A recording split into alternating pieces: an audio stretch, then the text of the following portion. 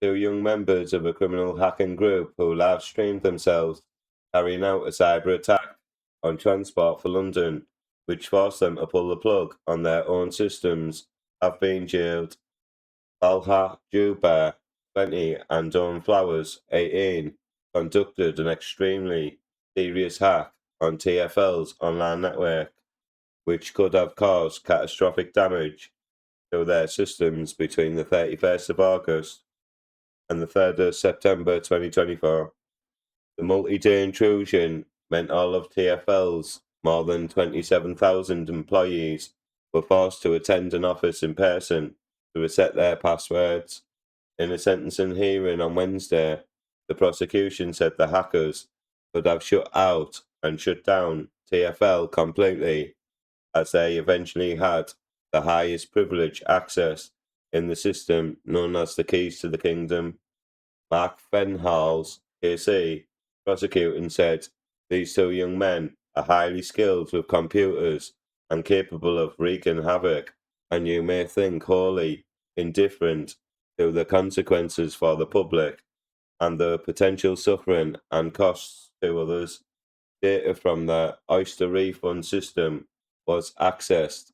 Contactless systems were delayed, and applications for Oyster photo cards for children and young people were closed down.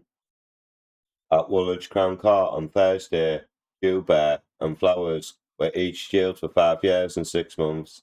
In a televised sentencing, Mr. Justice Turner addressed the defendants and said, "I'm satisfied that your actions were primarily motivated by selfishness, bravado, heedless of the consequences on others. The defendants have been linked to the Scattered Spider and used that name in communication with each other during the attack," the court heard, along with the 29 million in damages from disruption to services and operational work. TfL claims the incident cost 10 million in lost income. The hackers worked through the night for 16 hours to access the TfL systems after tricking the help desk into resetting a password for them, the court heard. They then logged onto Microsoft Azure and began using TfL's own systems to hack itself. As they moved up through the system, they are both experienced and talented hackers who were together in concert with others to attack TfL, said Mr. Fennels. Flowers live-streamed Jubair as he conducted the hack, and some of the videos were recovered when he was arrested 3 days later, on the 6th of September.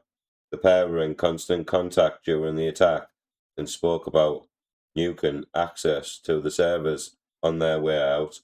The prosecution said their pair were utterly reckless about the consequences and underlined a potential loss of billions to the UK if the hackers had looked or destroyed the central TfL system.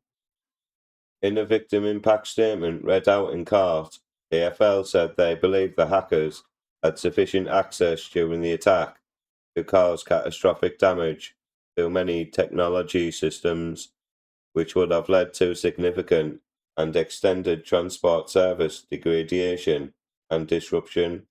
Mr. Fenhals said TfL effectively pulled the plug on their own systems.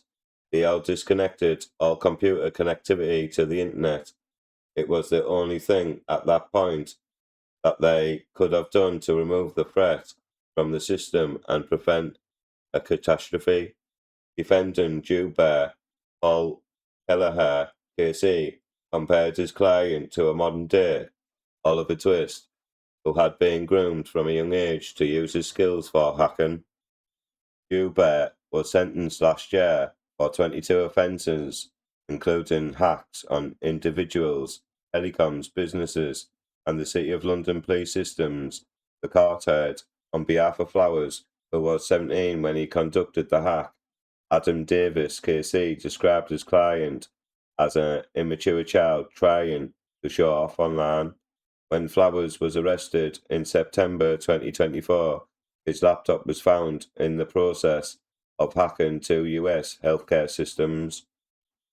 Those hacks were only stopped because of the fortuitous timing of his arrest. The court heard both young men admitted conspiracy to commit unauthorized acts in relation to a computer causing or creating risk of serious damage.